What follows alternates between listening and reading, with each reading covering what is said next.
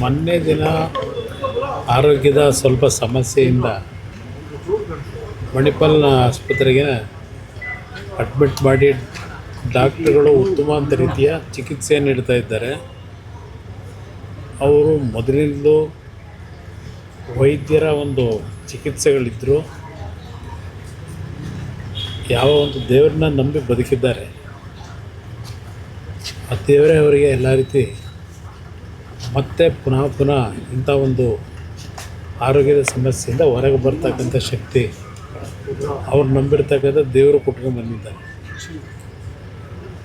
ಸುಮಾರು 25 ವರ್ಷಗಳ ಹಿಂದೆ ಯಾವೊಂದು ಆ್ಯಸಿಡ್ನ ಅಟ್ಯಾಕ್ನಲ್ಲಿ ಬದುಕಲಿಕ್ಕೆ ಸಾಧ್ಯ ಇಲ್ಲ ಅಂತಕ್ಕಂಥ ಸನ್ನಿವೇಶದಲ್ಲೂ ಅವ್ರು ನಂಬಿರ್ತಕ್ಕಂಥ ದೇವರು ಪ್ರತಿನಿತ್ಯ ದಿನಕ್ಕೆ 10 ಗಂಟೆ ಅವರ ದೇವರ ಕೋಣೆಯಲ್ಲಿ ಪೂಜೆ ಮಾಡ್ತಕ್ಕಂಥ ಅವರ ನಡವಳಿಕೆ ಏನಿದೆ, ಆ ದೇವರೇ ಅವ್ರನ್ನ ಕಾಪಾಡ್ತಕ್ಕಂಥದ್ದು.